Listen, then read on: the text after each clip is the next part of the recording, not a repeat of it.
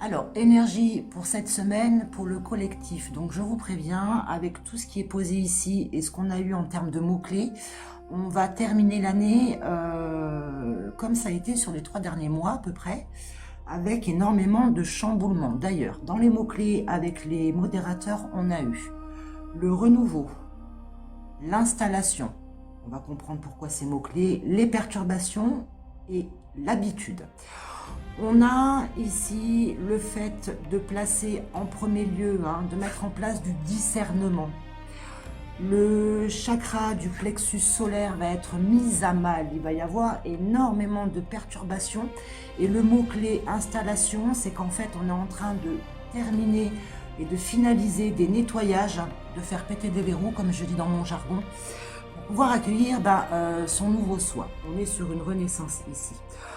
On a donc être en présence, en pleine présence vis-à-vis de soi-même. On a le troisième œil qui va venir ici s'ouvrir. Donc on a bien de la connexion qui s'opère avec la multidimensionnalité. Attention toutefois à rester bien ancré.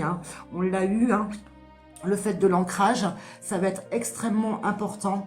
Le fait de l'ancrage, parce que sinon on risque d'être dans de la dualité ici. Donc il faut être vraiment vigilant à ça.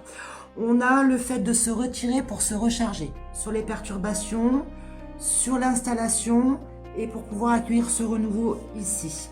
On a se rappeler la maison, donc on a du transgénérationnel, mais on a également des liens d'âme et des reconnexions qui vont s'opérer pour pouvoir nous aider, que ce soit en présentiel concrètement dans la matière ou alors que ce soit dans le monde des énergies.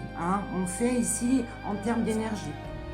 On a embrassé sa sensibilité, donc sur la dualité, tout ce qu'on ressent en termes de sensibilité, l'accueillir pleinement. On a le fait de faire péter les verrous sur les croyances erronées, on est encore sur ça. Tout ce qui n'est pas finalisé sur les croyances erronées, ça va de nouveau remonter sur cette semaine.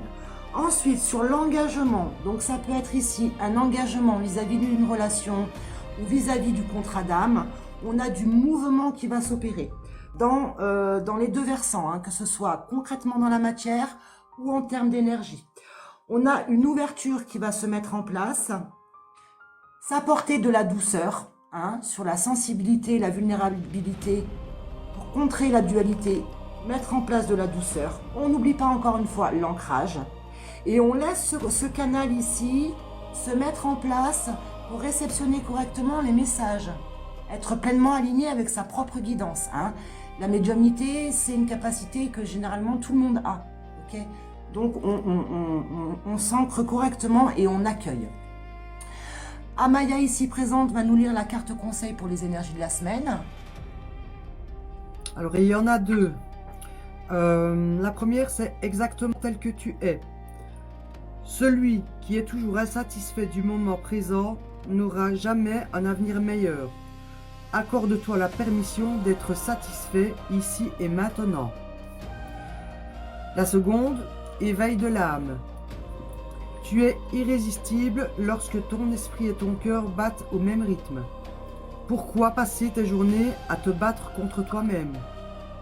Tu as de meilleures choses à accomplir. Merci beaucoup Amaya, merci au modérateur pour les mots-clés également. Donc voilà, on reste ancré, on reste, excusez-moi pour le chat, on reste aligné le plus possible, on accueille et on s'apporte de la douceur. Voilà, c'était les énergies pour cette semaine. On se retrouve lundi prochain à 20 h comme d'habitude. Prenez soin de vous.